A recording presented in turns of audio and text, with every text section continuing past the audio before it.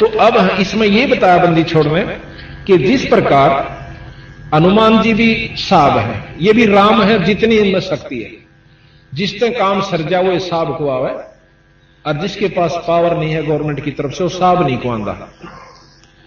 उसको आम व्यक्ति चाहे वो कितना भी सेठ कह देंगे भाई और के में कह लेंगे, परंतु उसने साब नहीं कह सकते।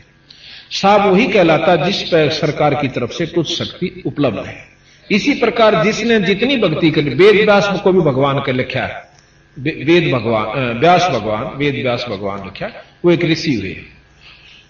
ये बिल्कुल ठीक है, जितनी जिस ऋषि में जितनी शक्ति है उतना भगवान है। अब इन सब के परमात्मा यानी तीन पूर्ण, इनसे बड़े जो साब से तीन भगवान से ब्रह्मा विष्णु और महेश, ये तीन लोक के परमात्मा है। देखो आज तक आपने सुना भी होगा, एक आज विशेष जानकारी आपको ज्ञान होगी अगर धैर्य से सुनोगे। इष्टवादिता मत बढ़ना। कई हम ज्यादातर ये करते हैं कि ले भाई ये तो राम ने बेसरावस है, अब डीसी ने डीसी कहना बेसराना नहीं है। अगर डीसी ने कोई प्रधानमंत्री कहे तो वो हम तो मानना नहीं, उसने जिसने ज्ञान से वो नहीं मानेगा। और अनजान पर कितनी हाँ बरवा लेगी, यू है तो प्रधानमंत्री से मेरे आ रहे, यू सारे काम करे। हाँ, जिले के जो लोग से जो उसमें रहते हैं उनके लिए वो भगवान से, यानी डीसी डिस्ट्रिक्ट लेवल का ही मालिक से, लेकिन प्रधानमंत्री या मुख्यमंत्री या मंत्री के कार्य को वो नहीं कर सकता। तो इस प्रकार कबीर गरीबदास जी ने बताया कि ये तीन लोक के परमात्मा 20 शास्त्र जानकारी दे हैं कि त्रिलोकी के नाथ ब्रह्मा विष्णु महेश। और फिर ये पुराण दिखाऊंगा आपको मैं। विष्णु पुराण कहता है कि शंकर भगवान जो है यो सबका रचयिता और सबसे बड़ी शक्ति, और ब्रह्मा और विष्णु तय इसके अनुचर हैं, और इनसे उससे इनके सारे काम सरे हैं। फिर आपको दिखाएंगे कि विष्णु भगवान से ब्रह्मा उसकी नाभि कमल से उत्पन्न हुआ, और ब्रह्मा उस कमल ने ढूंढता ढूंढता 36 युग लाग गए, उसने कमल की अंत नहीं पाई। और शंकर भगवान के ऊपर विष्णु भगवान ऐसे अपना शक्ति प्रदान कर रहे हैं, ये आपको चित्र दिखाएंगे। तो इन शास्त्रों को, इन पुराणों को पढ़ के कोई भी अपनी आत्मा उत्थान नहीं कर सकता, क्योंकि एक शास्त्र दूसरे को फेल करे। और फिर थोड़ी सी देर में उसी पुराण में लिख रखा कि ये तीन लोक के भगवान से। विष्णु पुराण में विष्णु जी को महत्व दे दिया, शिव पुराण में शिव पुराण जी को शिव जी को दे दिया। या तो ये तीन, फिर आखिर में क्यों कहें यही ब्रह्म है, यही पूर्ण ब्रह्म है। जीव रूप में तो हम भी ब्रह्म है, और कुत्ता और गधा भी ब्रह्म है, जैसे अभी आपको व्याख्या दी। लेकिन जहां ब्रह्म की स्थिति आओगी वहां ब्रह्म ब्रह्म ही है। राजा भी व्यक्ति होता है, राजा व्यक्ति होता है, परंतु आम व्यक्ति राजा नहीं हो सकता। वो शक्ति, वो सुख सुविधा उसको नहीं होगी। तो इसी प्रकार गरीबदास जी और कबीर साहब ने हमें ये जानकारी देने की कोशिश की कि भाई ये बहुत बड़ा उलझेड़ा इन शास्त्रों ने कर दिया, उलझेड़ा नहीं था। अब डीसी ने आज हमें जानकारी होगी, क्योंकि हम पहले गुलाम थे अपना हिंदुस्तान, और अविद्या ज्यादा थी, भयभीत इतने कर रखे थे कि सरेआम बांध के घोड़ा पर घसीट लिए जाया करते थे। थोड़ी सी सजा का ज्यादा सजा दिया करते, थोड़ी सी अवगुण अपराध की। तो हम इतने भयभीत थे। तो हम इन शास्त्र विजों ने, जिन्होंने अपने स्वार्थवश, कबीर साहब गरीबदास जी बताते हैं कि हमारे को भयभीत कर रखा। तेरा बाबू मर गया, उसके भाई मैं गांव मांगे से, और उस गांव में तो नहीं देगा ना, तो थारे ऊपर कहर हो जाएगा, थारे पशु मर जाएंगे, थारे न्यू हो जाएगा। ये वो डरते मुश्किल थे। बहुत से आपने कथाएं सुनी होंगी कि एक भगत का छोरा हो गया, लड़का हुआ, हाँ ना, एक का पिताजी मर गया। पिताजी मर गया तो श्राद्ध आया। एक भक्त वहां पहुंचा जो मेरे जैसा पाखंडी था, जाकर कहने लगा पंडित जी कोई हमारे पिताजी की खैर खबर दो। ने बोला भाई तेरे पिताजी ने तो गऊ चाहिए सर, और लागड़ हो, और वो तो बहुत तिशाया हो रहा सर, और भाई नहीं दोगे ना तो देख थारा नष्ट हो जाओगे। अब ने बोला पंडित जी, यानी पंडित माने कोई जाति विशेष से नहीं कहा। अब थोड़ी थोड़ी बातों को हम विशेष ढंग से समझाने की कोशिश करेंगे, क्योंकि कईयां को उफान आ जाए थोड़ी बात न सुनकर। पंडित किसे कहते हैं? विद्वान को पंडित कहा, ना कोई जाति विशेष। मेरे दादा गुरु छावड़े के जाट थे, और इनको गरीबदास जी एक संत मिला, ये पाड़ी थे और बहुत बुरी हालत थी, घर के आगे सताए हुए थे, मतलब इसकी कोई भाभी भूबी से परेशान थे ज्यादा। तो ये बहुत, तो वो संत मिल गए, उन्होंने समझा, ये वहां से उनके साथ ही लिए भैंस छोड़ गए और काशी में उन संतों ने पढ़ाया, 4 विषय के आचार्य हो गए। आज ये पंडित चिदानंद जी के नाम से जाने जाते हैं और गोपालपुर में इनका आश्रम बना हुआ, पंडित चिदानंद जी, अभी लिखा हुआ है इनके ऊपर पंडित चिदानंद जी। तो हम कोई जाति विशेष को नहीं कहा कि कबीर साहब ने और गरीबदास जी ने। अब जैसे वैद, कई आपने देखा होगा, फलाना राम वैद, दकड़ा राम वैद, और वो जान दे को ना पेट के दर्द की दवाई, और वो फिर भी वैद लिखे हैं। अब कोई वैद्यों की बुराई करे, बुराई का तात्पर्य उनकी उनके अवगुण बतावा कि यह हमने दवाई ठीक नहीं दी, तुम लूटते हो लोगों को। और वो वैद काली माने जो केवल लिख रहा है मैं वैद हूं और दवाई जानता नहीं, तो वो काली माने है ना, नाराज होता है, तो उसकी कमजोरी से उसने बेरा कुछ नहीं, वो सिर्फ वैद नाम से चिढ़ता है कि वैद को क्यों बिसराया इसने। तो पंडित जो है वो विद्वान को कहा, चाहे किसी जाति का भी। हमारे गुरुजी हैं दूसरे नंबर पे, इनके साथ में उरले वाले, ये ब्राह्मण थे जाति से, पंडित थे, जब फीत ला रखे ना वैसे फीत ला दे हैं, वो पंडित थे, पर इन्हें कदे पंडित नहीं कहा अपने आप को। ये संत रामदेवानंद जी कहलाए। ये इस छोटे पैतावास के थे जो दादरी के पास है, हम इनके घर भी जाकर आए, लेकिन ये पंडित नहीं कहा, ये संत थे। इन्होंने वो नहीं काम किया जो संतों वाला, ना ये विद्वान थे, केवल संत थे। तो इनको कभी पंडित ने अपने आप को नहीं कहा और एक संत कहलाए।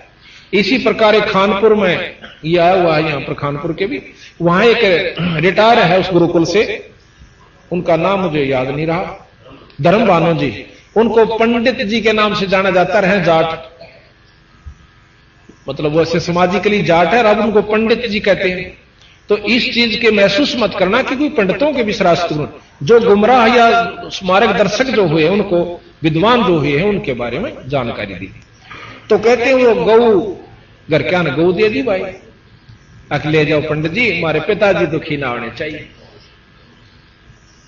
अब इसी के उपलक्ष्य में गरीबदास महाराज ने एक प्रमाण दिया। एक गरीबदास जी महाराज का एक शिष्य उसी गांव का छुडानी का था। वो लड़का जवान था, शादी हो रही थी, उसके 2-4 दिन वो सत्संग में नहीं आया लगातार। तो महाराज जी ने बुलाया, भी की बात है, छोरे लाओ बुला के। अच्छा भगत था, अच्छी लगन लगी थी उसकी, वो कदे फिर होके पिनिया दो बैठ गया और फिर बुला लिया। वो बुला भी, महाराज जी याद करें थे तेने। वो गया, भाई गुरु जी ने कैसे याद किया?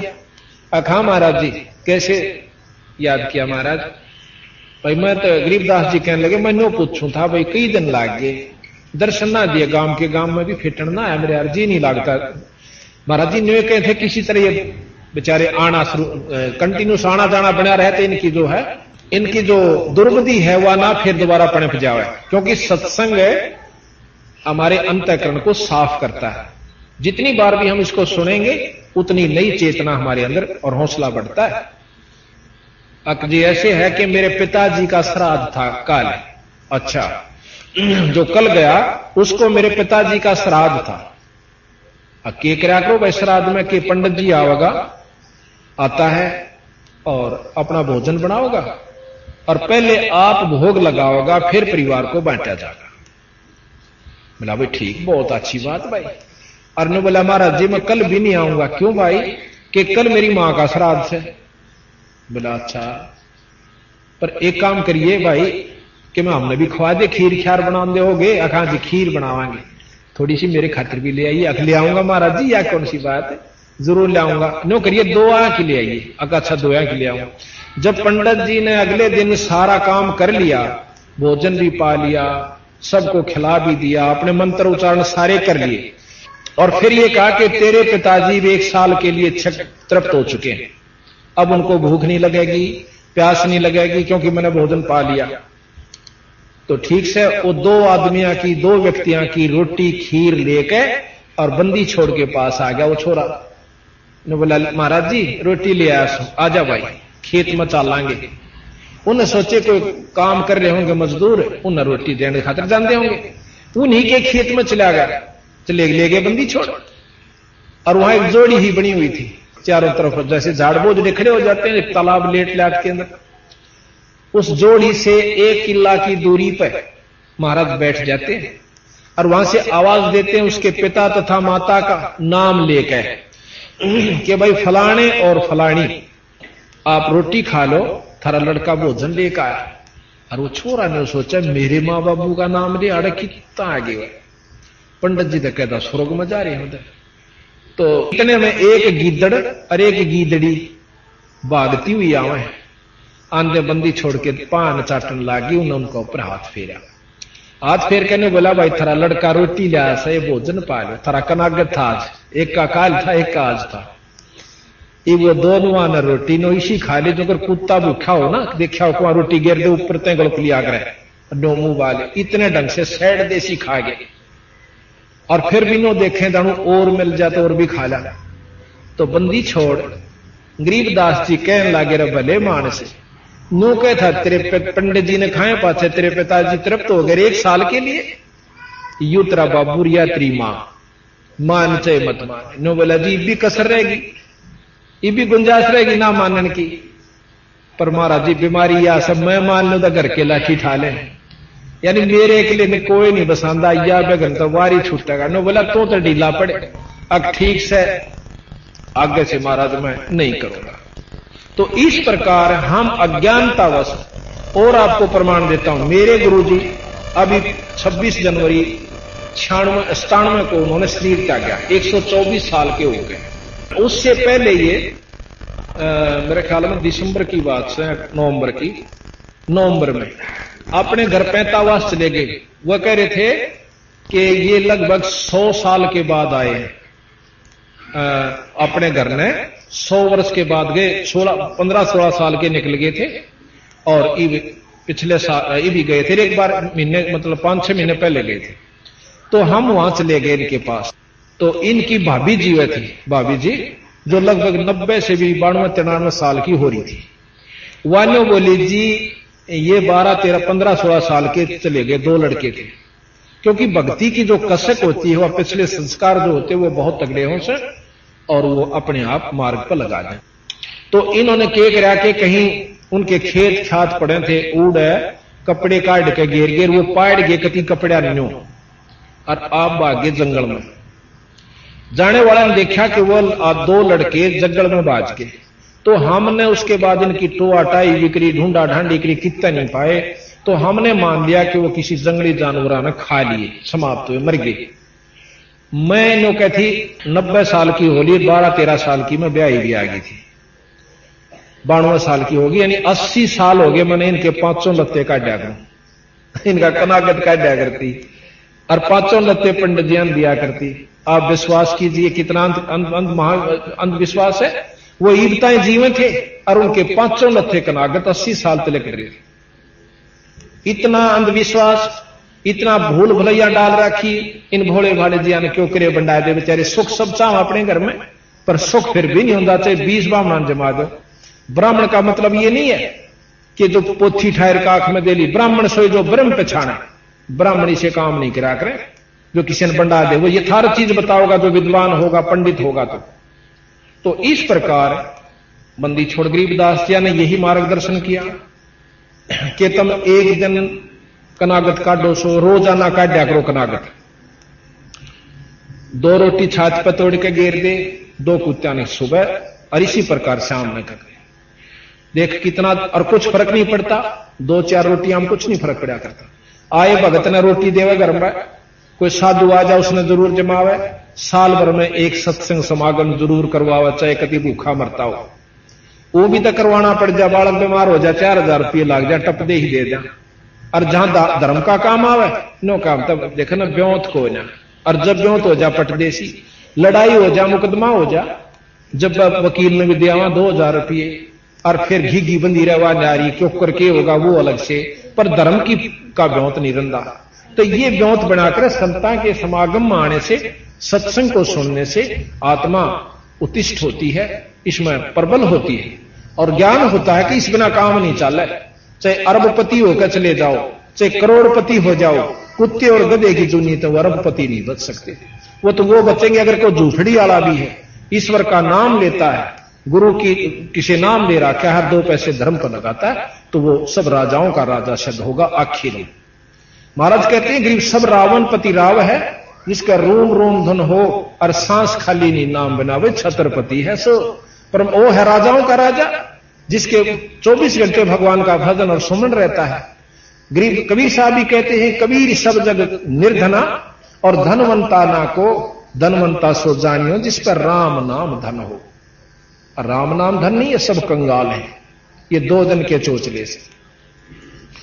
तो इस प्रकार तो यहां हम आपको बताने जा रहे थे कि इंद्र कुबेर ईश की पदवी और ब्रह्मा वरुण धर्मराया और विष्णु लोक के विष्णुनाथ के पुर को पहुंचा तो फिर अपूठा आया। यानी विष्णु का जो स्वर्ग है, विष्णु भगवान का सबसे श्रेष्ठ स्वर्ग है, और उसमें बहुत ही अच्छे साधक वैष्णव साधु जाते हैं। अब वैष्णव साधु क्या करते हैं, क्या प्रक्रिया उन्होंने अपना रखी है, क्या उनकी साधनाएं हैं, वो भी आप देख लेना। वो सारे चाहे कितना भी गीता घोट रहे हो और चाहे संस्कृत में याद कर रहे हो, अगर नाम गुरु ते ले रखा है तो विष्णु लोक प्राप्त हो जाएगा, और वो भी कुछ समय के लिए, जितनी साधना कर रखी है, उसके बाद फिर उल्टा ही आना होगा और लख 84 भी भोगनी होगी। क्योंकि गीता जी का श्रेष्ठतम ज्ञान है, जैसे कर्म जीव करेगा उसे भोगने पड़ेंगे, जैसे करेगा। यहां बिल्कुल न्याय होता है। कहते हैं तुमने गरीबदास जी महाराज कहते हैं तुमने उस दरगाह का मैल ना देखा और धर्म राय के तिल तिल का लेखा। यहां तो तिल तिल का हिसाब है। तो जब हम अच्छे भी भोगने पड़ेंगे और बुरे भी, अच्छों के लिए स्वर्ग है और बुरों के लिए नरक है। आप देखिए, आप सारा दिन में कितने बुरे काम करते हो, आपने ज्ञान नहीं, पर हम गिनवाएंगे आप कितने बुरे करते हो दिन में। कहे जो नो कहे मैं कति बुरा नहीं करता, उनके लिए गरीबदास जी ने बताया कि इतने बुरे करता है कि तेरे पर गिठड़ी भी नहीं ठाई जाएगी जब अंत समय में जा गाड़ी दे, इतने बुरे करता है दिन में। कहे तो वो बुरे भोगने पड़ेंगे वहां पर, और अच्छे स्वर्ग में। अच्छे करने के लिए हमने एक विशेष साधन बनाना पड़ता है, धन भी लाना पड़े, समय भी काटना पड़ता है, जब कितना अच्छा बन पावे। जैसे आम के पेड़ को तैयार करने के लिए हमने विशेष व्यवस्था बनानी पड़ती है, गेहूं की फसल को तैयार करने के लिए धन भी लाना पड़े, पानी भी देना पड़े, उसके लिए समय भी लगाना पड़े, शारीरिक मेहनत भी करनी पड़ती है, जब गर्मी सर्दी भी सहन करनी पड़ती है। अच्छी पो के महीने में बूंद पड़ती हो एकादी और पानी का वार आ जावे तो हम पानी दे के आवांगे, चाहे नमूनिया हो 300 वे, पर वो काम छोड़ा नहीं जा, क्योंकि उसके बिना भूखे मर जा। तो जब जाके कितना गेहूं तैयार हो और फसल घर न आवा, जब कितनी मेहनत, और जो घास फूस झाड़ी जंखाड़ जो कांटेदार यानी दुखदाई वो आप हो जाए, पाया तलक आंदे रहेंगे फिर भी फूटते रहेंगे। तो बुरे कर्म तो आप होया करे और शुभ कर्म के लिए जी तोड़ मेहनत करनी पड़ेगी, जब कितना बन पाओगा। और बाट देखें सारे स्वर्ग और सुख की, और कितने हम साधना अच्छी कर रहे हैं, दिन में का हिसाब ला लीजिए। तो गरीबदास जी महाराज ने कहा कि इंद्र कुबेर वरुण धर्मराया ये पदवियां हैं, जो भी जिसने जैसी साधना कर ली, किसी को इंद्र बना दिया जाता है, किसी को कुबेर जो धन का देवता है, वरुण जल का देवता है, भाई इसी प्रकार जंगल के देवता है, और इंद्रलोक का मालिक है, जो कि इंजीनियर है, जैसे चीफ इंजीनियर नहर का हो। तो इस प्रकार ये अलग अलग इनके बांट रखे हैं। इंद्र जो है ऐश्वर्यवान सत परमात्मा, यानी छक्का ठाठ करे मेरी उर्वशी वहां पर, और खूब मौज से, पर सह कितने दिन ये भी लिख रखा। और फिर वो इंद्र का के बनेगा, गधा बनेगा स्मृत लोक में आकर के, ये भी प्रमाण दे रखा। तो बंदी छोड़ महाराज कहते हैं सुख झूठे सुख को सुख कह मानत है मनमोद, ये सकल चबेना काल का कुछ मुंह में कुछ बोल। इंद्र ये देवता 33 करोड़ देवता 88,000 ऋषि भी काल के मुंह में है, उनको समय आने पर सबको भक्षण किया जाएगा। तो इस प्रकार ज्ञान दिया सतगुरु महाराज ने कि दोजक बहिष्ठ सभी ते देखे, दोजक नरक और बहिष्ठ स्वर्ग। अब ये उर्दू में बोल गए महाराज जी, इन्होंने सब भाषाओं को समावेश दिया है कि जिस भी इलाके में जिस भी स्टेट में ये ग्रंथ साहब पढ़ा जाएगा, उस अक्षेत्र के जो भगत हैं वो अपनी भाषा में जब्बा पकड़ लेंगे। वही बात अपनी जाटू भाषा में भी लिख रखी है और संस्कृत में भी लिख रखी है। 4 वेद 6 शास्त्र 6 ये संस्कृत का शब्द है। 4 वेद 6 शास्त्र कहां 18 पुराण, और उन जो आज से लाखों वर्ष पहले घटी हुई बातें और जो शास्त्र प्रमाण दें, इस अनपढ़ जाट ने, जाट नहीं कहेंगे हम, अब थोड़े सा आपको समझाने के लिए करिए, जाट नहीं थे, ये संत थे। जाति केवल वही लगाते हैं जिनको ज्ञान नहीं होता, लेकिन समाज में जिस ग्रुप में पैदा हो गए उसकी फीत आखिर तक उतर दी नहीं, और हम जरूर और लगा देंगे, पर उन्होंने कभी अपने आप को जाति से संबंधित नहीं किया, पर संता का जात होया भी नहीं करती। तो इस प्रकार फिर सतगुरु महाराज कहते हैं, दोजक नरक और बहिष्ठ स्वर्ग। दोजक बहिष्ठ सभी तय देखे राजपाट के रसिया, और भाई त्रिलोकी से तरपत नाही यो मन भोगी खसिया। ये मन 3 लोक भी अगर इस जीव को दे दिए जान तो भी इसका सबर नहीं होता। भाई एमएलए पहले तो कोशिश कर है कि एमएलए बन जाऊं, बस घनी सी कोई ना इच्छा। एमएलए बने बाचा फिर तगड़मबाजी देखा, मंत्री का सूत बैठ जाता घना बढ़िया, और मंत्री भी बन जाता फिर टांग लाओगा तले तले, जहां पर मुख्यमंत्री सूत बैठ जाता घना काम, और मुख्यमंत्री बन जाता फिर उसने सोचा प्रधानमंत्री पर जाऊं जबकि मैं और मौज हो है। प्रधानमंत्री भी बन जाए तो फिर दूसरे विदेशों को लूटने की सोचा, जैसे राजा हुआ करते थे, राजा बन जाते, बैठते नया लड़का राजा राजगद्दी पे, नो सोचा करता कौन से हमला करूं ताकि उसने भी अड़क लो। तो बंदी छोड़ महाराज कहते हैं 3 लोक तो दैव मन भर नहीं सकता, तीनों लोक भी इस जीव ने दे दे तो भी इसका पेटा नहीं भरे, और 3 लोक दे दिए भी जाएंगे फिर भी ये पशु तो नहीं जाएगा बिना एक सच्चे नाम के जाल।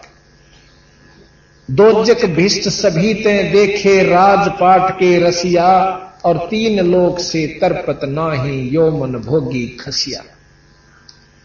फिर क्या कहते हैं कि असंख्य जन्म तन मरत्या होगे जीवित क्यों ना मरे रे, और 12 मद महल मठ बोरे, भाई बहोर ना दे धरे। अब 12 शब्द संस्कृत का है, 12 यहां कहा कि असंख्य जन्म तन मरत्या होगे। क्या कितनी बार जैसे शुरू में बताया था कि असंख्य जन्म तन भरमत होगे कुछ ना हाथ लग्या रे, कुकर शुकर खरबया बोरे कौआ हंस बुगारे। तो किरा कितने बार तो हम गधे बने, किरा कितनी बार हम गंदी नाली के कीड़े, सरप, जंगली जानवर, पक्षी, और एक दिन में कई मर जाए वो कीड़े भी हम बने। तो यहां कहा कि किरा कितनी बार मर लिया, तो एक बार जिंदा मर के देख। जीवित कैसे मरना है कि नाम ले गुरु तय, बीड़ी छोड़ दे, शराब सुल्फा मांस, और भाई किसी की निंदा चुगली चोरी रिश्वत, और अपने काम ने भी थोड़ा ढीला कर ले, इच्छाओं को मार। अब मन करे है कि क्या करेगा सत्संग में जाकर, अरे ठीक से अपना को पिक्चर देख लेंगे हाल में बैठ के, रही खई फिर को अपना ताश खेल लेंगे। तो वो जीवित नहीं मर रहे, जीवित ये मरे हैं जो आज सत्संग में आए हैं, अपने काम ने भी छोड़ के आए। और जितने भी हमारे उपदेशी हैं वो बीड़ी शराब मांस तंबाकू से कति दूर हैं, उनको उनसे नफरत हो चुकी है, पूर्ण रूप से ज्ञान हो जाए पाछे फिर उसका रूह नहीं किया करते। तो आज आप जीवित मर के आए हो यहां पर, इसका नाम जिंदा मरना, अपनी इच्छाओं को खत्म कम करना, ये जिंदा मरना होता है। वो दूसरी बात है कौन कितना मर चुका है, धीरे धीरे मर जाओगे, मरने का तात्पर्य इच्छाएं खत्म हो जाएंगी, मरे पाछे जिंदा होया करे जीव। जैसे गेहूं है, गेहूं को कोई भी बीज है धरती में दाब दिया जाएगा वो गलेगा, वो गलता नहीं, वो फिर उसमें गिराना कितने लेकर आओगा। इसी प्रकार समाज की नजरों में आप चोचले नहीं करोगे तो समाज में पसंद नहीं आओगे, आप लोग कहेंगे तुम्हें बेकार सा आदमी से, पर बेकार होकर ही उभरे हैं जो भी उभरे आज तक, किसी संत ने देख लो। तो हमने यही देखना है कि समाज को नहीं देखना, हमने अपने भविष्य को देखना है, आने वाले समय को देखना। तो यहां का गरीबदासियों ने कि असंख्य जन्म तन मरत्या होगे जीवित क्यों ना मरे रे। भाई 12 महल मठ बोरे बहुर ना दे रहे। यहां 12 का मतलब है 12 प्राण है। पान अपान समान वियान विज्ञान, इस प्रकार की 12 प्राणें हैं। हमारी वायु है जो अपने अपना काम स्थान स्थान पर कर रही है, और इन 12 प्राणों के बीच में यानी वो आत्मा है। और उस आत्मा का जब हम निरीक्षण अपना आत्म स्वरूप देखेंगे, जब हम ईश्वरीय जो शक्ति का अपने अंदर संचरण करेंगे, और जब हमारे अंदर ईश्वरीय शक्ति संचरण हो जाएगी तो हम ईश्वर रूप हो जाएंगे। जब हम पीयू बनेंगे, गरीबदास जी महाराज कहते हैं कि असंख्य कोट ब्रह्मा हुए और असंख्य हुए ईश, वह वाणी अच्छी तरह याद नहीं मेरा, और साहिब तेरी बंदगी से जीव हो जा जगदीश। क्या कितने तो ब्रह्मा हो लिए और कितने का भगवान जा लिए, पर सतपुरुष पूर्ण परमात्मा पूर्ण ब्रह्म की के नाम के जापते बंदगी से भजन से, और ये जीव भी जगदीश हो जाता है, परमात्मा स्वरूप हो जाता है। परमात्मा में के गुण होते हैं वो हम आपको बताएंगे, और परमात्मा कौन कौन हुए वो भी आपको बताएंगे, और कौन कितने परमात्मा हुए। जैसे मनुष्य है, बच्चा है, पढ़ रहा है, पढ़ के डीसी बन जाएगा, पढ़ ले भाई, कोई भी बन सके। तो इसी प्रकार जिसने नो कहा कि ना भाई डीसी तक कोई एकादाय बना कर, वह चीज अलग से उसके लेवल का और अफसर बन जाएगा, वो सुविधा आपको प्राप्त हो सकती है किसी और अफसर से बन, यानी वो कार्य शुरू कर दे एक बार। तो इसी प्रकार अंत कोट ब्रह्मा होए अंत कोट होए ईश, और साहिब तेरी बंदगी से जीव हो जा जगदीश। तो हमने जीव से जगदीश बनना है, जीव से पीव बनना है। अगर जीव से पीवे नहीं बने तो वह कुछ भी कर ले वाड़ा। जो नियम मान कर चल रहा है कि जीव अनादि है, परमात्मा और प्रकृति अनादि है, फिर वो शास्त्र झूठे हो जाते हैं। दोनों कहे हैं कि जल तत्व को पृथ्वी तत्व को जल तत्व ग्रासेगा, यानी ये खत्म होंगे पर बीज रूप में फिर रह जाएंगे। और जब बीज भी खत्म होगा, जब हम सतलोक में चले जाएंगे, एक नाम का जाप बताए विशेष और विधि से पूरे गुरु से लेकर के, और फिर हम उस सतलोक में पहुंच जाएंगे जहां पर ये हमारे ऊपर प्रकृतियां नहीं रहती, ना प्रकृति की रहती और ना काम क्रोध मोह लोभ अहंकार की होती। तो यहां बताया कि 12 मद महल मठ बोरे जो बहुर ना दे धरे, दोबारा हम इस लोक में नहीं आओगे। इस लोक में जब भी कोई भी आया, कृष्ण भगवान आए 3 लोक के मालिक, कितना दुख पाए। एक दिन भी जो सुख का सांस कृष्ण लीला देख लो, रामचंद्र जी की रामायण पढ़ लो, जब एक दिन भी सुख का सांस वह लेकर गए होते इस मृत लोक में थे। और हम उनकी उपासना करके यहां सोचा हमने सुख हो जा राम की उपासना करके। राम खुद इतना तंग पाया, यहां पर जो है ना कुफर तोड़ दिया हमारे जैसे नीच व्यक्तियों ने। उस परमात्मा 3 लोक के भगवान को भी नहीं बख्शा हमने, और आम यहां सुखी चाहता है। इस मृत मंडल में कोई सुखी नहीं रह सकता और ना हो सकता, और ना उम्मीद करने की जरूरत। यहां तो सुखी केवल वो रहेगा जो नाम पूर्ण परमात्मा पूर्ण ब्रह्म का जाप करेगा। अब थोड़ा सा भेद यहां और बता दें। आपने ब्रह्म का भी नाम सुना और पार ब्रह्म भी सुना होगा, खूब सुना होगा, पर ज्ञान विचार नहीं कर पाए। ब्रह्म और पार ब्रह्म 2 नाम हैं तो 2 शक्ति भी होंगी। अब यहां फेल कर दे हमारे जो विद्वान है, नहीं ब्रह्म कोई पार ब्रह्म कहे। अब मंत्री ने प्रधानमंत्री कौन कहेगा, ऐसा बेवकूफ कोई नहीं। मंत्री अलग है, प्रधानमंत्री की और शक्ति है, और दिन रात का अंतर है। और मंत्री तो प्रधानमंत्री बना है, ऐसी बात नहीं। ब्रह्म से मतलब परे जो है परब्रह्म है।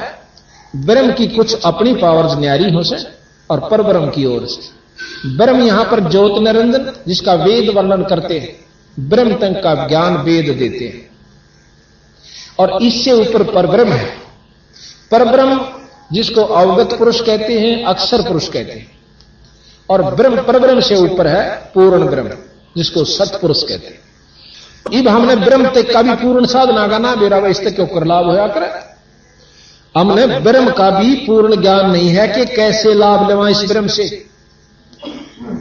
और हमने पहुंचना पूर्ण ब्रह्म के पास। उस पूर्ण ब्रह्म की साधना से हम यहां से आण जानकर जन्म मरण तक बच सकते हैं।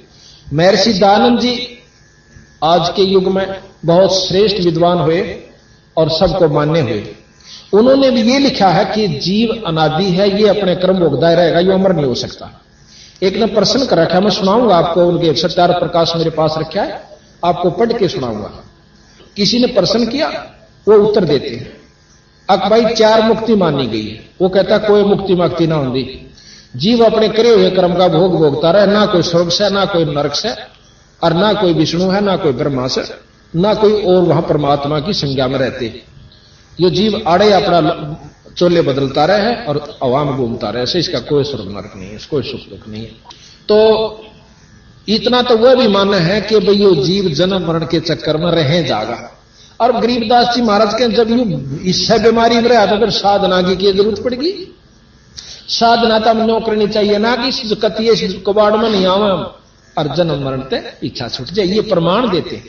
जब इस महापुरुष ने 4 वेद 6 शास्त्र 18 पुराण आप मिला लीजिए और 11 उपनिषद, एक अनपढ़ था, कति कलम उसका स्कूल के दौरे का भी नहीं गया, पहले स्कूल होते भी कहां थे।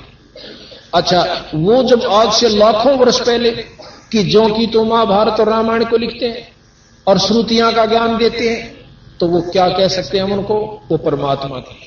वो अपना भेद देने के लिए आए और अपना लिख गए सारा का सारा, भाई जिसने कुछ थोड़ा बहुत सुख चाहिए तो इस गीता जी ने पढ़ा करो और इस प्रकार आचरण करा करो। इन्होंने गीता जी का भी ज्ञान दिया कि गीता जी के ज्ञान से आप ये सुख प्राप्त कर सकते स्वर्ग, और हमारे ज्ञान से आप पूर्ण ब्रह्म यानी सतलोक को जाओगे, जो कभी अविनाशी है, नष्ट नहीं होता, उस लोक में जाओगे। एक तरफ से शास्त्र हमें बताते हैं विष्णु लोक समाप्त होगा, शंकर जी का लोक भी होगा और विष्णु जी का भी लोक होगा। ब्रह्मा जी भी समाप्त होगा, विष्णु जी भी समाप्त होगा, शंकर भगवान भी नष्ट होगा। एक किताब शास्त्र में लिखा है कि 7 ब्रह्मा मर लेंगे, 7 इंद्र मर जाते हैं जब एक ब्रह्मा मरता है, और 7 ब्रह्मा मर जाते हैं जब एक विष्णु समाप्त हो जाता है, और 7 विष्णु समाप्त हो जाते हैं जब एक रुद्र का यानी शंकर जी नष्ट हो जाते हैं।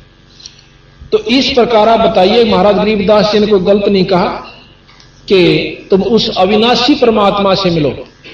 आगे कहा कि सतगुरु मिले तो 4 मुक्ति जहां सतगुरु मिले तो इच्छा मिटे और पद मिल पदे समाना, चल हंसा उस लोक पठाऊं जो आज अमर स्थान। आदि यानी कदेत, अमर जो कभी नष्ट नहीं होता, वो स्थान, वो सतलोक होता है। अब बताइए, फिर कहते हैं कि 4 मुक्ति जहां चंपी करती, 4 मुक्ति इस 3 लोक की, चौथी मुक्ति सायुज मुक्ति जो है श्रेष्ठतम मुक्ति है। महाराज कहते हैं 4 मुक्ति जहां चंपी करती, चंपी के 5 दाबे उस संत के जिसने पूर्ण ब्रह्म परमात्मा की उपासना कर ली। 4 मुक्ति जहां चंपी करती, माया होरी दासी और दास गरीब अब है पद पर से वो मिले राम अविनाशी। अविनाशी परमात्मा का हमें जानकारी ज्ञान जब हो जाएगा तो तब हमें भक्ति की रुचि बनेगी। ईब तो हमको तो माता के गीत गा रहे सा, और को रेखे जो है ना अपनी भाई की खेत में बना ली एक मंडी सी, और मारा पितर ना सिद्ध है उड़ा गुलगुले चढ़ा का आकर और खा के कुत्ता उस गुलगुला ने उड़े मूत की धार मारा उसके ऊपर, और माता भी राजी है, पितर भी खुश, फिर हुआ ठीक। तो हमने जो साधना अपना रखी है वो कति ओछे ढंग की अपना ली, और यही गरीबदास कबीर साहब महाराज ने कहना है कि इन साधनाओं से जो वस्तु तुम पाने के लिए शरीर धारण करके आए थे मनुष्य का, या उपलब्धि इन साधना से नहीं हो सकती। एक भाई ने प्रश्न किया कि मैंने उससे कहा कि ऐसे ऐसे हमने कोई चमत्कार बताया कि ऐसा हो गया, तो वो नौका लगाई ईब करके दिखा दे। अब वही बात कोई नौका जीत में राम वर्षा जेठ में, हर को रो तकाड़ा नौका 8 वर्षा के दिखा दे, ते ना तुम्हारा बरसाना हाथ में, पर नो जरूर बता दें कि उड़ा बरस रहा ना तसलियत तो चाल दिखा दें, क्यों बरसे पाछे कुछ तो आकरण होया करे। बड़ा वर्षा होगा, बारिश भी पाओगी, पानी सूख भी गया होगा तो गिल्लापन जरूर पाओगा, और भाई सूख भी गया होगा तो फिर 10 आदमी गवा जरूर पाओगे। राम वर्षा बारिश हुई थी, नो कहना मत जब मानो जब रोहतक में बरस ले, यू तो देख बड़ा रोड़ा है, और तक किसी का सैनिक फिर बरसागर फिर दिखा दे। तो इसी प्रकार उन्हें बोला ईब दिखा दे, तो वो काम करके मैं बोला और ब्योत नहीं से, पर जब उस स्थिति में हम आ जाएंगे जब वो बारिश हो जाएगी यानी वो काम हो जाएगा, तो थोड़ी सी देर में वो महर्षि दानंद जियों के उपासक थे, यानी उनको मानते थे कि हम उनके सिद्धांतों को बहुत अच्छा मानते हैं, थे अच्छे उनके सिद्धांत, जहां तक थे बिल्कुल ठीक है। तो उन्होंने बोला आपने ज्ञान नहीं कि महर्षि दयानंद इतने योगी थे कि छत का शर ला दिया करते, नो उठ जाया करते थे समाधिस्थ होकर के और फिर वापस आ जाते थे। नो बोला फिर कोई कमी रह जाए उस संत में? मैं बोला कति कमी नहीं, पर अभी तुमने न्योना बेरा के इस साधन तय इस वस्तु को पा करके उसने लाभ क्यों हुआ होगा? एक प्रमाण मिलता है, सुखदेव ऋषि हुए इतने योगी थे कि अपनी इस योग साधना से शरीर को इतना साध लिया था कि उड़कर सह शरीर तीनों लोक में घूमे करते थे। और गरीबदास जी महाराज कहते हैं वो स्वर्ग में बैठे हैं, और स्वर्ग की वो आपने परिभाषा सुने ली होगी कैसा स्वर्ग। महाराज के जट कुंडल ऊपर आसन है सतगुर की सैल सुनो भाई, जहां ध्रुव पर लाद ना पहुंचे सुख देने मार्ग ना पाई। हम उस भेद को देने खातिर आए हैं जो थारे शास्त्र अपने शास्त्र भी नहीं वहां पर पहुंच पा रहे।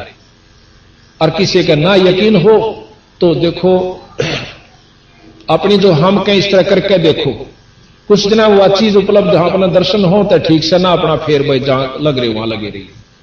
ऐसा सतगुरु महाराज ने बताया, हमने करके देखा तो वह वस्तु हमें उपलब्ध हुई, और फिर हमने आज्ञा अपनी जो बताने की और भक्तात्माओं को बताई, उनको जो उपलब्धि हुई आज उसका परिणाम आपके सामने है। बहुत कुछ इस बात को मानने को तैयार हो गए। तो यहां कहते हैं कि चार मुक्ति जहां चंपी करती माया होरी दासी, दास गरीब भय पद पर शव मिल राम अविनाशी।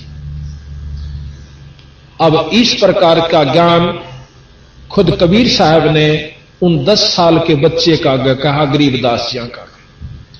अब गरीबदास जी बहुत उत्सुकता से सुन रहे, और बच्चे का लगन बहुत होया करे, और वो तो खुद परमात्मा स्वरूप थे, अंतःकरण बहुत उनका साफ था।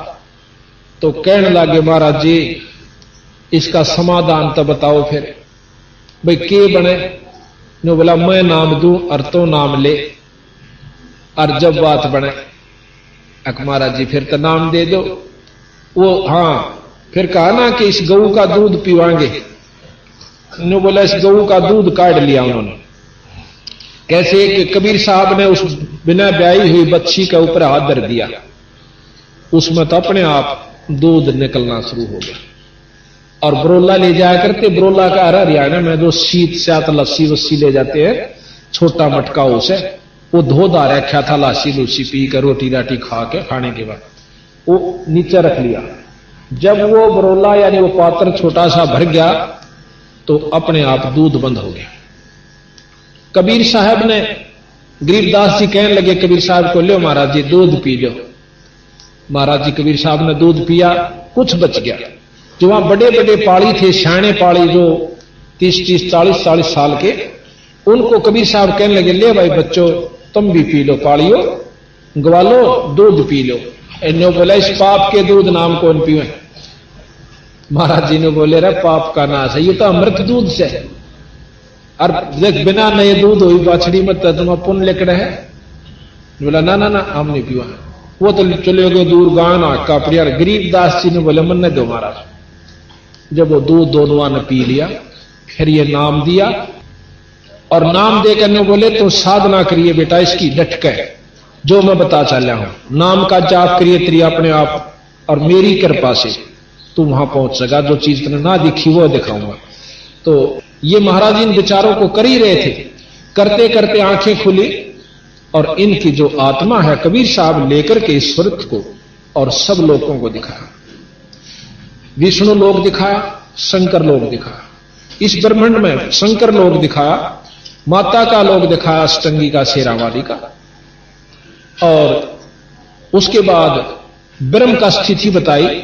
जो निराकार कहते हैं जिस परमात्मा ब्रह्म को, वो आकार में दिखाया, आकार में दिखाया।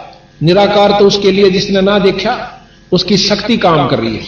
ज्योत निरंजन उसका नाम है, और निरंजन लोक में रहता है, आकार रूप में रहता है, और वहां दिखा करके फिर उसको सतलोक में ले गए। ब्रह्म पार करके पार ब्रह्म का पार किया, और फिर अपने लोक में ले गए। तो गरीबदास महाराज को ये सारी चीज दिखाते दिखाते 2-3 घंटे उनकी समाधि लग जाती। समाधि किस तरह लगती है?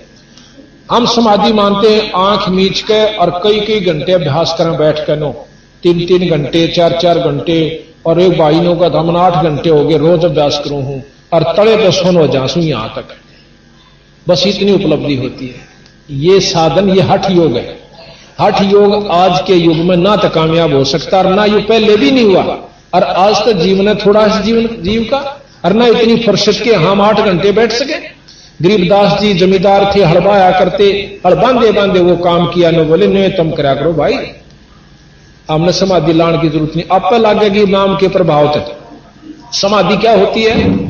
जब अंदर भक्ति संतरित हो जाती है, कमाई हो जाती है भजन की, नाम की, साधना की, तो अपने आप यह स्वर्ग उस लोक को चालनी शुरू हो जाएगी जिसका वो उपासक है। नाम एक विशेष काम करता है।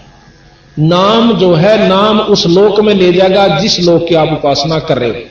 आपका गुरु जिस इष्ट का उपासक होगा उसी लोक में आप चले जाओगे, और उसमें जो सुख या दुख होगा वो आपको प्राप्त होगा। तो कबीर गरीबदास जी महाराज आंख खोले हुए न्यों बैठे, लेकिन वो शरीर में नहीं थे। सारा कुछ देख का आए, पालिया ने देखा ये 2 घंटे हो गए उठता न बैठ के मैं बात करता, और महाराज जी वहां से अंतर ध्यान हो गए कबीर साहब। उन पालियों ने आकर देखा, पहले तन्नू बोला रहा गरीबू, गामा में गरीबू का आकर दे महाराज ने, न्यो लाया 2 एक बार पड़ गए, वो गिर गए। उन्हें सोचा मर गए। तो आप कई बार देखा समाधि, हम बात कर रहे हैं किसी दूसरे से, और एक हमारे बाँ को खींचा, नो कई बार बात सुने, पर हमने न्यो भी नहीं पता होता ये मेरी बाँ ने खींच रहा है, मेरे हाथ लगा रहा है, इसका भी आवाज हमें नहीं होता, और हम दूसरे से बात कर रहे होते। तो उस समय हम इतना ध्यान प्रागाढ़ हो चुका है उस बातों के अंदर कि हमने शरीर भाव नहीं है कि मेरे को हाथ भी ला रहा है। इसको समाधि कहते हैं। वो चलते चलते भी लग सकता है, बस में बैठे भी आपका ध्यान ऐसा जा सकता है, पाछला बोले जा आपने भी नहीं बेरा तू क्या कह रहा है, बस दोहरे के लेकर जा, हम इन्होंने बेरा की आवाज आई थी बस की, हम इतने विचारों में गुम जो हो जाते हैं गहराई में, उसको समाधि कहते हैं। वो कितनी लगती है वो अलग चीज है। तो इस प्रकार गरीबदास महाराज अपने सारे लोग देख रहे थे, और गांव में बाजे आए वो पाली, गांव में ने बोले जी ये छोरा मर गया, भाणजा मर गया, कोई देवता कह कोई भाणजा कह। गरीबदास जी छुड़ानी के भाणजे थे।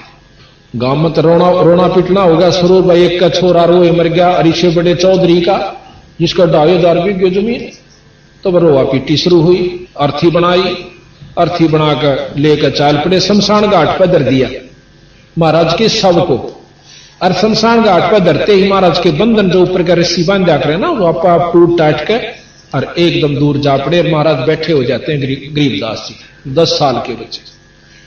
और जब बैठे होते हैं देखा तुम काम, तो उसी समय उन्होंने ये वाणी बोलनी शुरू कर दी।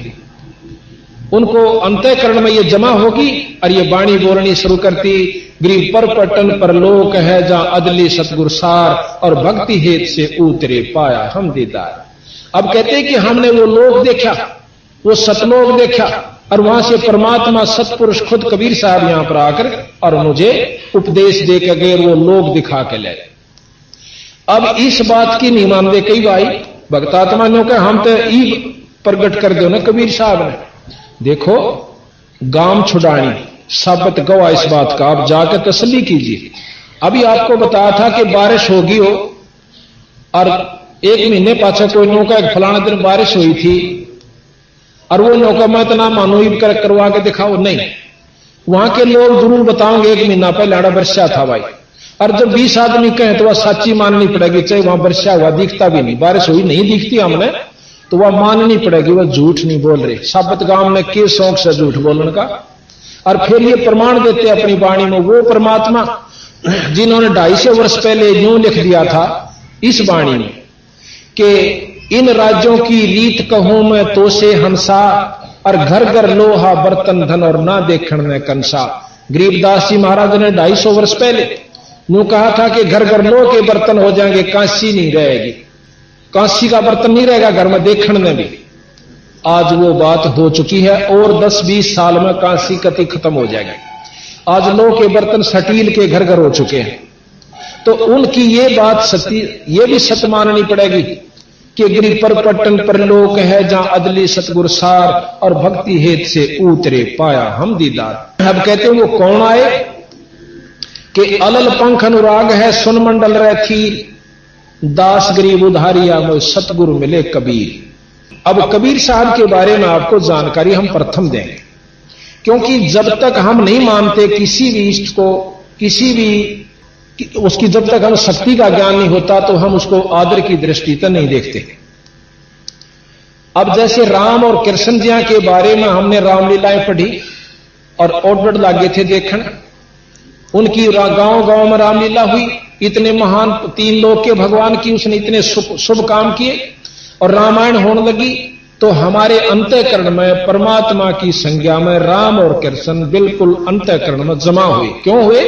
ध्यान से सुनिए ये बातें, आपको आज जो सुनने को मिलेंगी जिंदगी में शायद कभी कभी आपको, आप हिम्मत से सुनिए, इष्टवादिता में ना जाइए। ये खास यहां पर दुख होगा कि हम इष्टवादी बन जाते हैं, यथार्थ ज्ञान को भी ठुकरा देते हैं। नहीं, इतनी भी निंदा नहीं होगी, यथार्थ बात होगी। अगर यथार्थ को भी निंदा समझो हो तो फिर आपकी कमजोरी होगी। राम और कृष्ण भगवान 3 लोक के परमात्मा, इसमें कोई शक नहीं, बिल्कुल 3 लोक के मालिक हैं और 3 लोक में ये जो कर सकते हैं वो कर सकते हैं। डीसी जिले में जो कर सकता डीसी जिले का मालिक है और जो वो कर सकता वो ही कर सके, फालतू नहीं कर सकता। बेशक मालिक भी है पर जितने वो कर सकता अधिकार क्षेत्र उतने ही कर सके। मुख्यमंत्री जिले का मालिक है और ना इसका स्टेट का, राज्य का, और जितने उसके कार्य क्षेत्र अधिकार है वो ही कर सके। प्रधानमंत्री वाले काम मुख्यमंत्री नहीं कर सकता और डीसी भी नहीं कर सकता मुख्यमंत्री वाले, पर मालिक जरूर है। तो ये 3 लोक के परमात्मा ब्रह्मा विष्णु महेश, इनके अवतार राम और कृष्ण विष्णु जी के अवतार है। ठीक है, अब इनको भगवान की संज्ञा में हमने क्यों मान लिया? क्योंकि इनकी लीलाएं सुनी। राम को मारा, राम ने रावण को मारा, कुर्बान दिया भाई, और भी बहुत से चमत्कार करा, कितने बिना गिनती की। कृष्ण भगवान को ने कंस को मारा, ताम्रध्वज के लड़के, मोरध्वज के लड़के ताम्रध्वज को जिंदा करवा दिया काटने के बाद आरे से। ऐसी ऐसी हमने लीलाएं सुनी कि ये बिल्कुल परमात्मा थी। और उसको गोवर्धन पर्वत को उठा लिया था, कोई बिल्कुल उठा लिया, कोई इसमें वो बात नहीं। तो हमने उनको इसलिए भगवान माना कि उनमें ये गुण है, वो ये काम कर सकते हैं, उनमें इतनी शक्ति है, तो हमने उसको, और फिर शास्त्रों ने गवाही दी कि ये 3 लोक के परमात्मा है। तो हमने ये मानने पर, चाहे कोई ना माने जब भी है, और जो मानता है वो अच्छा आदमी है।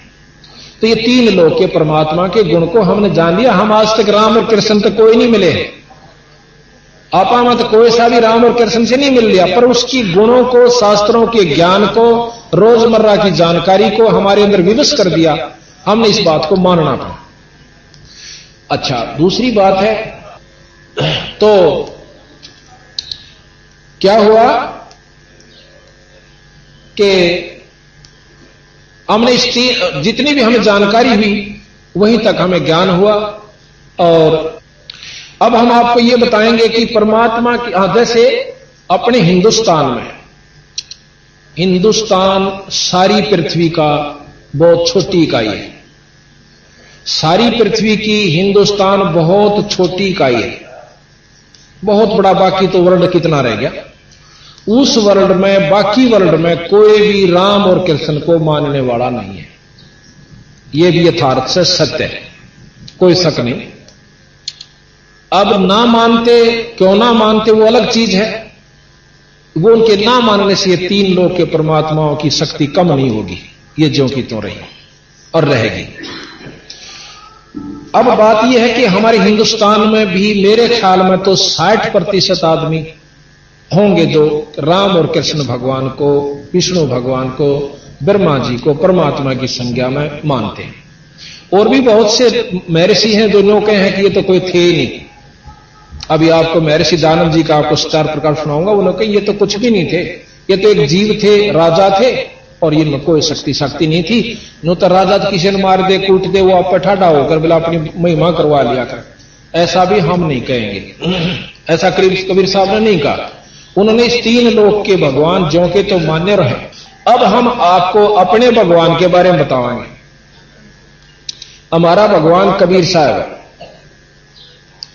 और गरीबदास जी, जैसे विष्णु के अवतार राम और कृष्ण जी, तीन लोक के परमात्मा के सत्य है।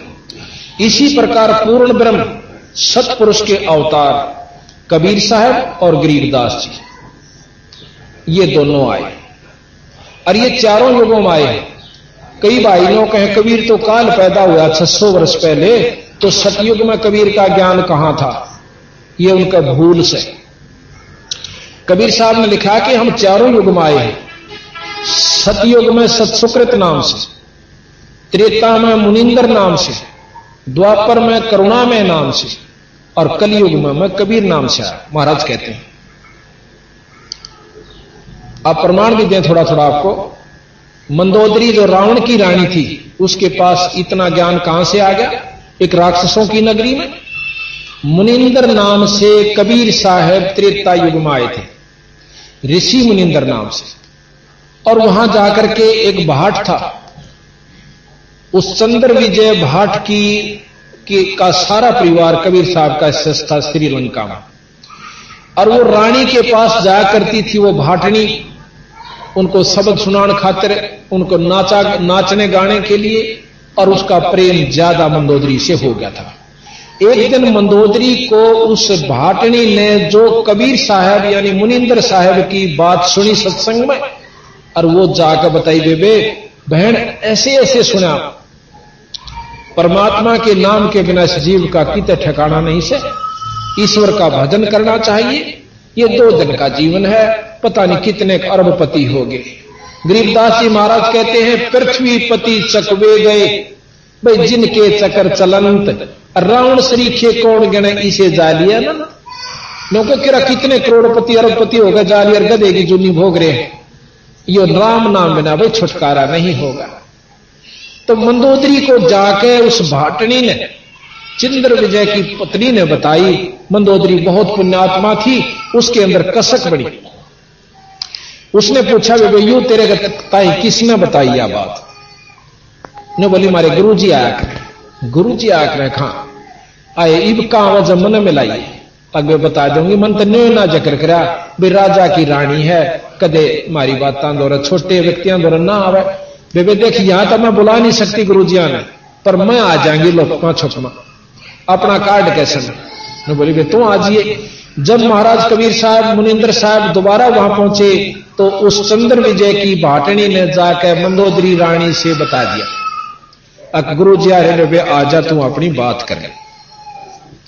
अब वह मंदोदरी इतनी लायक थी, इतना उसमें ज्ञान था, उसी समय छोड़कर अपने महल ने और लेके एक बांदी ने साथ और महाराज के पास पहुंच जाती, जाकर लंबी दंडोत करती है मंदोदरी। तो उन्होंने क्या किया, कहने लगे, फिर उसको समझाया, बेटी ये 2 दिन का जीवन है, और ये रावण जोश है, ये बहुत उल्टा रास्ता पकड़ चुका है। एक बात विचार कीजिए, रावण जितना तप और कुर्बानी शायद कोई कर सके, शंकर भगवान का तप और अपनी नाड़ काट कर उसको चढ़ा देना कोई बालका का खेल नहीं है। पर उसमें कमजोरी क्या रही? ज्ञान की कमी रही। वैसे विद्वान मानते हैं, संत इसको ज्ञान नहीं मानते, जो खोटा कर्म कर दे। ज्ञान हो पाछा तो कीड़ी नहीं मार सकता आदमी, और उसने इतने कुकर्म पाछ दिए, उसको ज्ञान नहीं था, अभिमान हो गया। तो मंदोदरी को कबीर साहब से उपदेश मिला, ने बोला, बेटी तू अपना भजन कर, वो तो मानेगा नहीं। उसकी तो ऐसी स्टेज पे पहुंच गया कि वापस आना उसका मुश्किल है। तू अपना भजन कर, ये नाम ले ले और तेरा छुटकारा हो जाएगा किसी युग में भी। तो उसी प्रकार मंदोदरी ने कबीर साहब मुनिंदर साहब का नाम ले लिया। एक भगत जी ने मेरे से प्रश्न किया यही बात, नो कहने लगा, जी मैं सारा घूम लिया, बड़े बड़े मंडलेश्वरों से और विद्वानों से मैंने 2 प्रश्न किए जिंदगी में, और उनका जवाब मेरे को नहीं मिला। क्या कि राक्षसों की नगरी, और उसमें मंदोदरी ने इतना ज्ञान कितना होगा जो रामायण के अंदर इतना गूढ़ ढंग से समझा रखा है रावण को कि कोई आम आदमी संत भी नहीं समझा सकता। मंदोदरी के पास वो ज्ञान कहां से आ गया, इसका मैंने जवाब दे दो, मैं शिष्य बन जाऊंगा। मैंने आज तक किसी का गुरु नामा नहीं लिया है, पर एक और मेरी प्रश्न है, मैं पहले तो यूं सुन दे। मैंने उसको ये प्रकरण बताया कि वो मंदोदरी कबीर साहब की यानी मुनिंदर साहब की शिष्या थी, और कबीर साहब का जो ज्ञान है वो विशेष है, सब शास्त्रों से न्यारा ज्ञान है, अंतःकरण में सीधा अटैक करता है।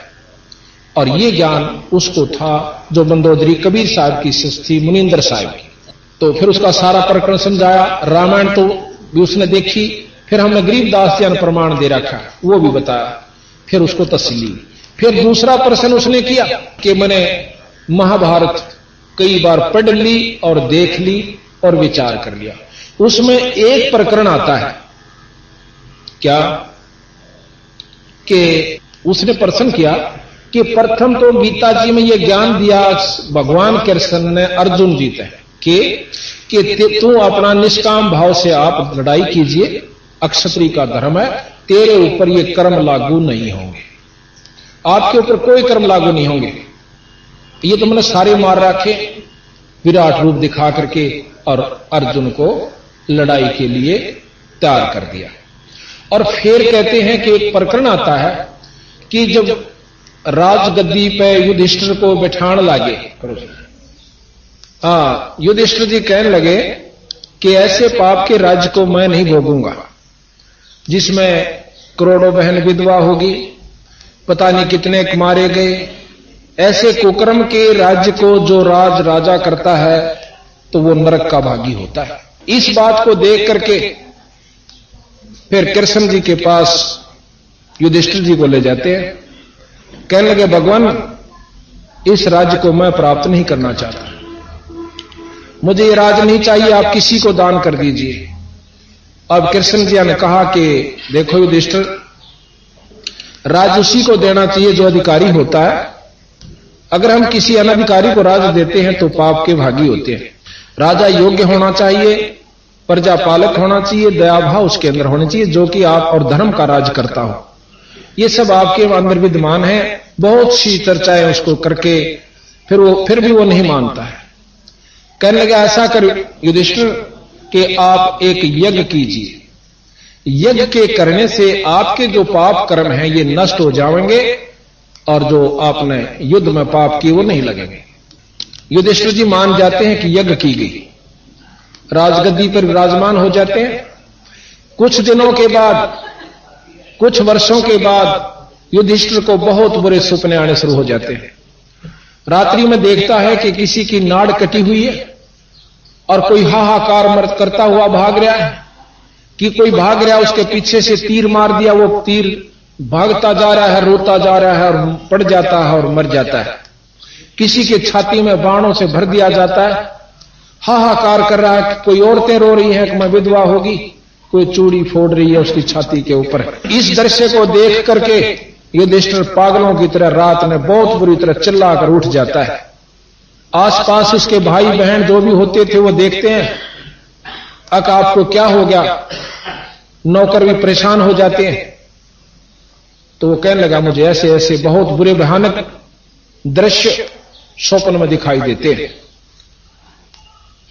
इस बात के लिए वो फिर भगवान कृष्ण जी के पास जाते हैं कि भगवान मैं बहुत परेशान हो गया, ये क्या कारण है कि मुझे ऐसे स्वप्न दिखाई दे रहे। तो भगवान कृष्ण जी ने कहा कि आपने जो युद्ध किया था महाभारत, वो जो पाप कर्म आपको सेध रहे हैं, दुख कर रहे दे रहे हैं। अब ये लफ्ज दोबारा सुना उसने। युधिष्ठिर तो बहुत शील स्वभाव के थे, कुछ नहीं बोले, पर अर्जुन जी के कान खड़े हुए। गरीबदास जी प्रमाण देते हैं, कबीर साहब ने प्रमाण दे रखा, पर अर्जुन नो नहीं बोला कि भाई युधिष्ठिर के मन में यह जावेगी कि मेरे सुख होने में यू भाई राजी नहीं टांग डावा, भाई मन चैन आ जा रात नहीं, यू युग नहीं करने देंदा नहीं। उसी समय अर्जुन ये कहने वाले थे कि भगवान आप कह रहे थे कि आपके ऊपर कोई पाप कर्म लागू नहीं होंगे, पर नहीं बोले। अश्वमेघ यज्ञ की तैयारी हुई। उस अश्वमेघ यज्ञ के अंदर कहते हैं बहुत जीव आकर जीने, जिसमें महर्षि बहुत बड़े विद्वान 12 करोड़ पंडित विद्वान, एक से एक विद्वान। अब जाति को विद्वान पंडित नहीं कहा सतगुरु महाराज ने, गरीबदास जी ने, और ना जाति विद्वान पंडित होती।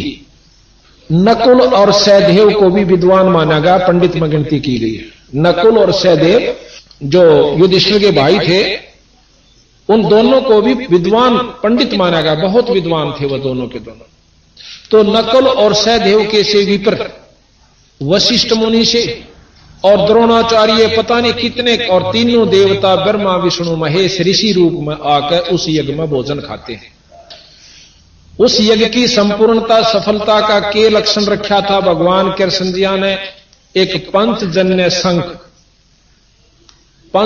शंख जिसके 5 मुंह थे, पंचायन भी कह सकते, और एक ऐसे सुसज्जित स्टेज के ऊपर अलग रख दिया कि जो भी यहां पर पूर्ण भक्ति शक्ति वाला संत या इष्ट इसमें भोजन खा जाएगा, इसमें प्रसाद पा जाएगा, यो शंख आप बाज जाएगा, उसके ये लक्षण थे।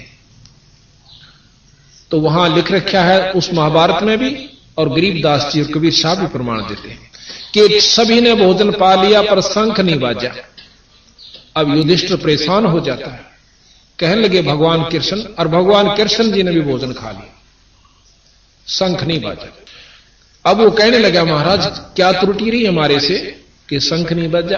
आपकी कोई त्रुटि नहीं, आपकी कोई त्रुटि नहीं रही। इस यज्ञ के अंदर कोई पूर्ण शक्ति संतरित संत नहीं है। अब युधिष्ठिर ने होता कि कहो जी आप भी तो खा रहे हो। फिर ने बोला महाराज ये इतने बड़े बड़े विद्वान महामंडलेश्वर, और जिसमें 9 नाथ 84 सिद्ध ये सब बैठे हुए, और 33 करोड़ देवता 88,000 ऋषि, क्या महाराज इनमें कोई पूर्ण संत नहीं है? ये तो मान बढ़ाई के भूखे हैं, इनमें कोई पूर्ण शक्ति संतरित संत नहीं है। ने बोला जी क्या बात? कृष्ण भगवान ने अपना हाथ ऐसे किया और उनकी जो अगले जन्म में जो उन्होंने अगला जन्म पाना था वही रूप बनकर खड़े हो गए। कोई मुर्गा बना हुआ है, कोई सर्प का रूप धारण कर रहा है, कोई केंचुआ, कोई शेर, कोई भैंस, कोई गऊ, कोई बैल। अब भयभीत हो जाता है युधिष्ठिर कि महाराज फिर हमारी यज्ञ कैसे संपूर्ण होगी? होगी। एक संत है इधर, छोटी जाति में है, उसका सुदर्शन नाम है, नीची जाति वाले को सुपच कहते हैं। वाल्मीकि यानी भंगी के घर में जन्म है, और वो संत आवे तो बात